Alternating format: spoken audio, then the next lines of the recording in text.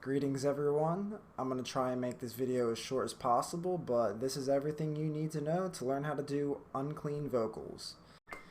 I'm going to start off by saying that I've been doing unclean vocals for about 5 or 6 years now, and I've made plenty of mistakes, and I'm here to help you not make the same mistakes I made.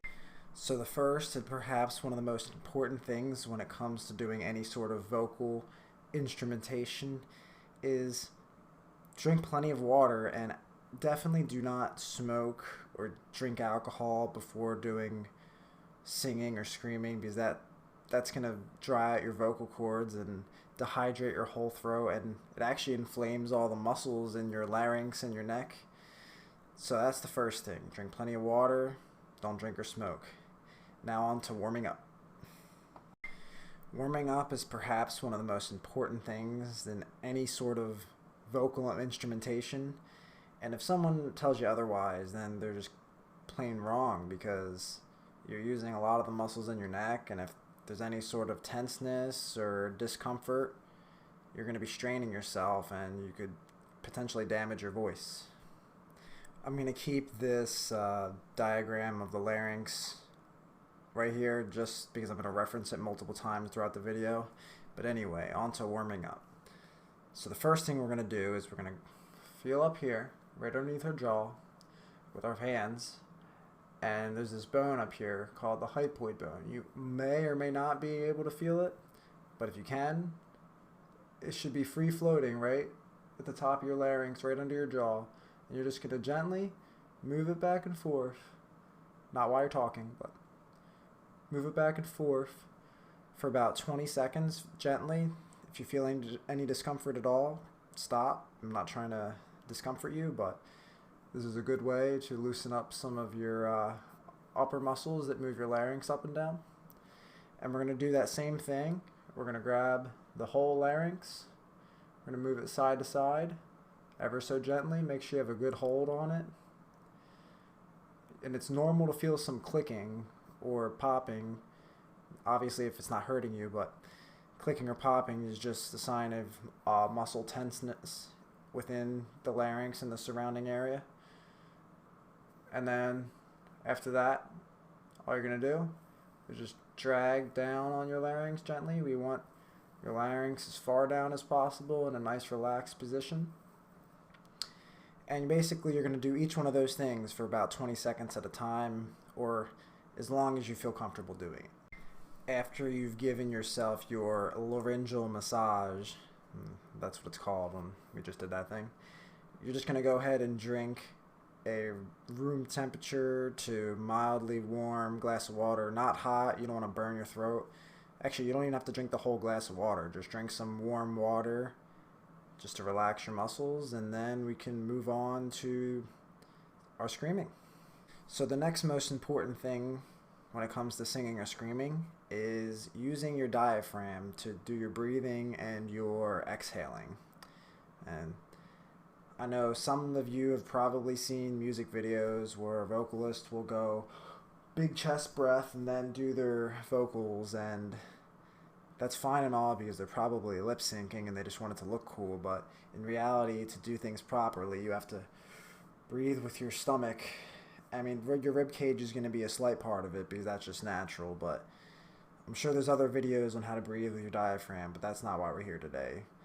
So I'm just going to go right into the low screams for now, and then we'll do the high screams. So for any type of scream, we're going to be using our vestibular folds, which you can see that sit right above the vocal folds in this diagram. So we're going to need to locate our vestibular folds and be able to distinguish them from our actual vocal folds, so we don't scream with our vocal folds and hurt our voice. And you can hurt your vestibular folds too, and we're going to talk about that later. So, in my opinion, the best way to find your vestibular folds or your false chords, we're just going to sigh as if something frustrating just happened to you, like, or, Now, in that, you probably hear part, and part, And we're going to work with that to do our low screams, which sound like Anyway, moving on to the low screams. I'm sure if you rewind that a few times, you could practice that and get the hang of it, and then move on to the next part of the video. So for doing any good scream, one of the most important things to know is only use the amount of air you need to make that sound. You don't need to put a lot of power behind your screams to get the same sounds that your favorite bands do. I know that it may sound like they're using a lot of air and it's really aggressive, but in reality, it does not take a lot of air to make a good scream. So, now that we got that out of the way, moving on to mouth shaping, which is how you're going to make the different sounds with your scream. Now, the best way I found to practice shaping your mouth is to simply whisper and see how the air resonates out of your mouth, because that very easily translates into a scream. And I'm going to show you that now. So, I'm going to start with a basic mid, and basically we'll go do a whisper like or and then we'll transmit that into a scream. We'll go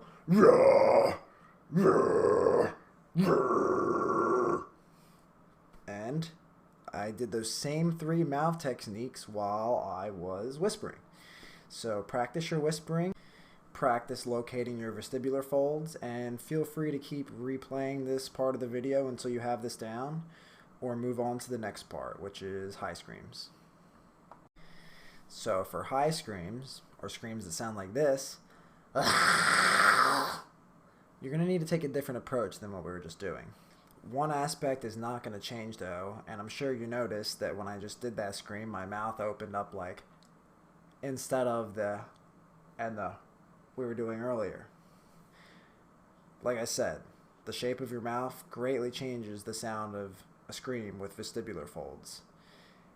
Now that we got that out of the way, what you need to do now is start to hold your hand on your larynx again, and then while it's on your Adam's apple, you're going to want to start to talk like a little girl, and you'll see that your larynx starts to move upward.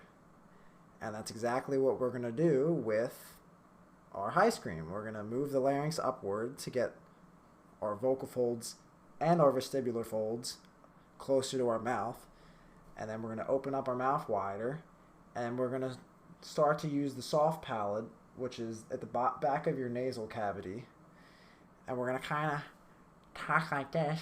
I know it sounds funny, but you're going to be talking really nasally with your mouth open wide, and you're going to be able to do pretty good high screams with practice.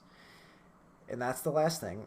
All you got to do is practice. And the whispering thing works with the high screams as well. We were whispering earlier like and but with a high scream you can go like practice the shape of your mouth. Whispering is the easiest way to do it, because I know for sure that you're not going to want to scream everywhere you go. It's just not something you can practice everywhere.